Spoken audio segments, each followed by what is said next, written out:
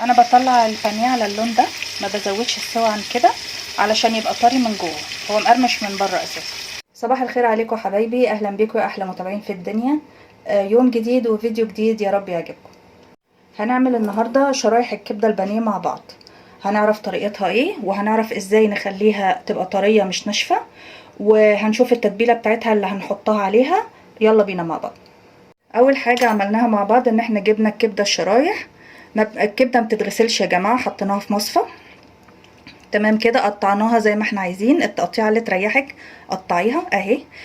شلت كل الشوائب وكل الدهون اللي موجوده فيها، وبيبقى فيه زي شريط رفيع كده على طرف الكبده، بيبقى هنا في الحته دي كده، على الطرف ده انا كله شايلاه علشان ما يشدش مني في القليه، فده حاجه مهمه يعني. بما ان بقى الكبده ما بتتغسلش وانا عايزه اطهرها، هجيب نص ليمون عندي، اعصرها كده على الكبده واقلبها تقليبه كويسه، هسيبها تنزل كل الشوائب وكل الحاجات اللي انا مش عايزاها بس كده. وبعد كده هتبلها، احطها في التتبيله بتاعتها. هنا الكبده عندي بعد ما سبتها شويه تنزل التصافي بتاعتها، هبتدي بقى اعمل التتبيله اللي هتبلها فيها. هجيب علبة تلاجة عندي، هحط فيها بصلاية وسط، حطيتها في الكبة وهي بالمية بتاعتها، يعني زي ما انتوا شايفين المية بتاعتها، هنزلها زي ما هي كده. هحط لها ملح على فلفل، ما نكترش الملح لان الكبدة اصلا ما بتقبلش ملح كتير. شوية خل، هي دي كل التتبيلة اللي انا هحطها فيها اهي كده عندي بالمنظر ده، وهنزل الكبدة عليه.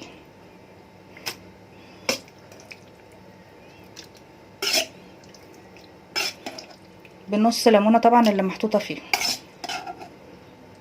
اهي، زي ما انتوا شايفين الكبدة زي الفل اهي. هديها تقليبة حلوة كده،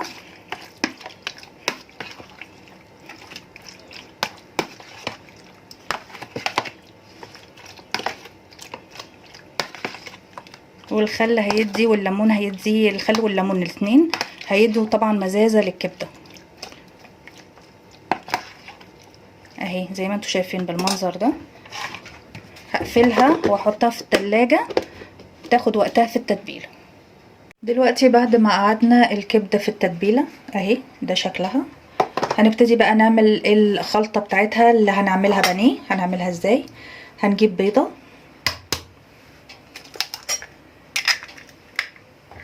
شوية ملح وفلفل،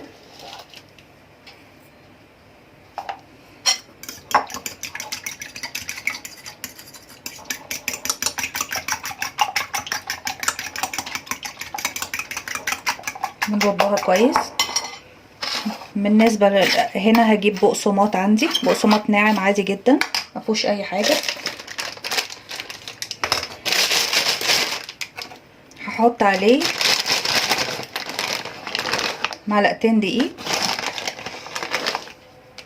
كده، ومعلقتين نشا، علشان بس اضمن ان الكبده ما تشربش زيت وتبقى مقرمشه من بره وطريه من جوه. اديها تقليبه محترمه كده عشان تتوزع صح.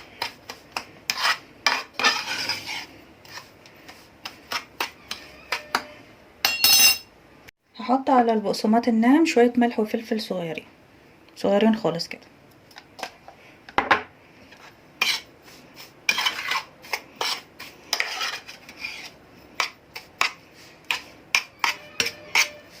بس كده.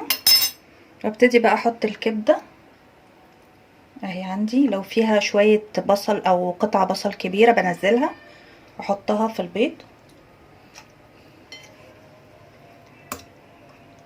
كده، اغلفها كويس جدا بالبيض. وعلى فكره هي الكبده ما بتاخدش بيض كتير، يعني بيضه واحده كفايه قوي للنص كيلو، عشان بس ما نعملش بيض كتير وفي الاخر يهدر معاكي.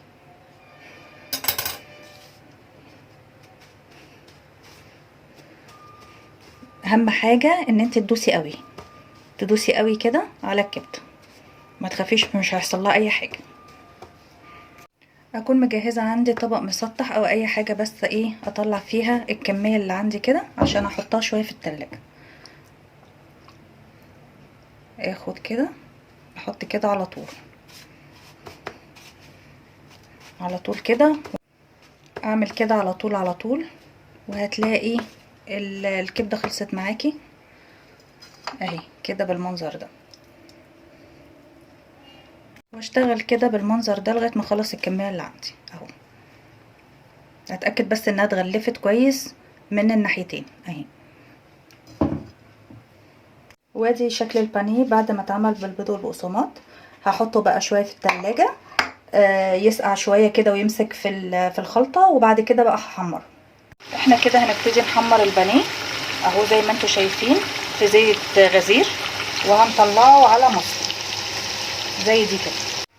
ده الشكل النهائي لطبقنا النهارده، وده اللون اللي انا بطلع الكبده البانيه عليه اهو. وهوريكم كمان سواها من جوه. تعالوا نشوف مع بعض بقى سواها من جوه. هي مقرمشه اهي زي ما انتوا سامعين اهي اهي مقرمشه من بره. تعالوا نشوف من جوه اهي يا جماعه اهي. ادي سواها من جوه اهو، طريه خالص من جوه اهي. وده سواها مستويه اهو. يا رب يكون الفيديو عجبكم، واشوفكم في فيديو جديد.